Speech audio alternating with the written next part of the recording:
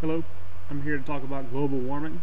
That seems to be a big topic this past year, and I'm actually here to sort of discuss what I think is the next step, because I think at this point it doesn't provide any quality or any benefit to mankind to continue to debate whether or not climate change is actually real or whether or not we're actually causing it.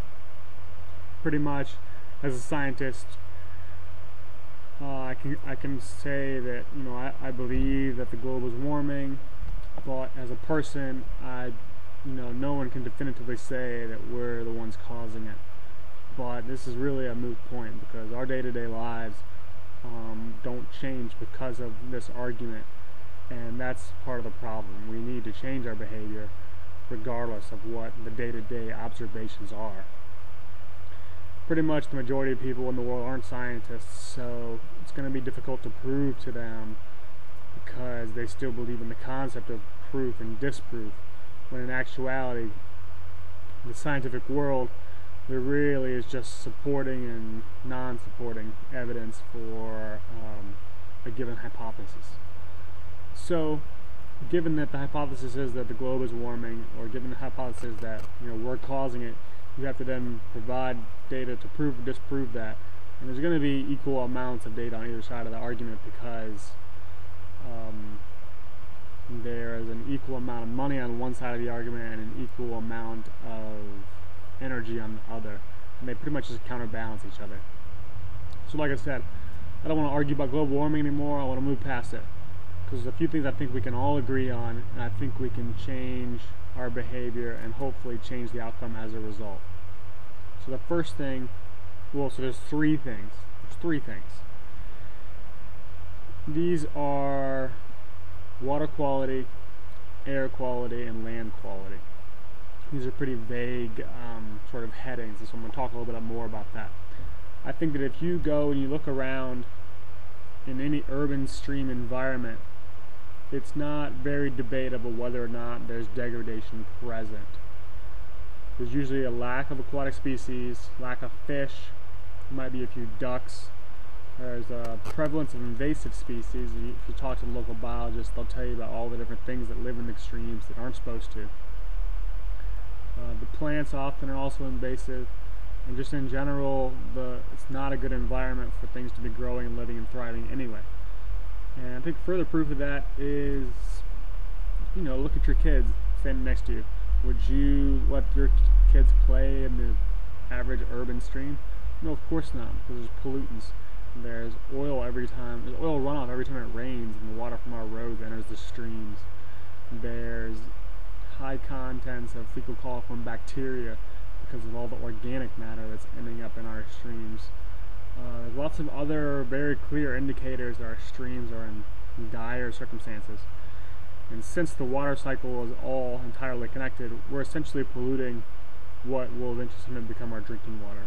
And to say that, I'm drilling a well in the ground, so the water I'm drinking is different from the water that might be provided by a public utility is just absurd. All that water's connected. And if you are drinking out of public utility water, you're drinking out of reservoirs that are at the, by definition, they're at the lowest point in the surrounding area, so that all the water that rains on roadways and runs off into streams eventually ends up in the reservoirs we drink out of. So I think we should take better care of those. I think we should improve the water quality. That's step one. Focus on improving water quality. Step two would be, of course, air quality. You look at any city, and you'll notice the air is different from when you go out into the countryside. That's one of the things sort of people talk about, is the quality of the country air, the mountain air, the fresh air when you're outside in metropolitan areas. And I don't see why this has to be the case. I don't think it needs to be the default situation that when you're in a city you're going to have smog, or when you're in a city the air is going to be more polluted. If anything, there's more people there, there's more brain power. We should be able and capable to do more to have clean air where the people are more densely populated. Technology is bringing about wonderful things. Why can't we use the technology and the brain power and the people power, the social capital that we have in our cities to make the air there better? It shouldn't be a negative thing to have a city. It shouldn't, you shouldn't go to the city and develop emphysema.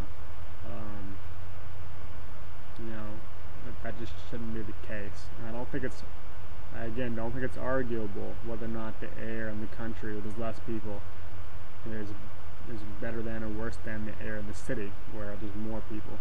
You know, part of this could be cars, part of this could be factories and manufacturing. Whatever the case is, I think we need to make a commitment to improve the air quality in our cities. Lastly is land quality. We need to make a commitment to preserve the land that we have and to use it better. You know, luckily gone are the days where we just cut down entire forests and build, you know, shopping malls. Or are those days really gone? Maybe we need to refocus our efforts on smart growth, smart development. You know, if they build a city and you live in the so-called city, it shouldn't still take you an hour to get from one end to the other. Now granted, some cities are going to be big, but you know, this is why you put in, you know, things like interstate systems, but even better would be things like mass transit systems that can get you from one end to the other, using less power, using less energy, using better land resources. Land is a finite thing. You know, we should take care of it, and we should treat it with the respect that it deserves.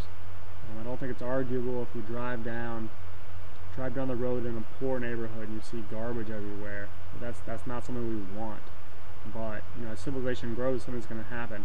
No one can really tell you why or why not. You know, why garbage is bad, but nobody wants it, and everyone wants to have a clean, healthy place to live.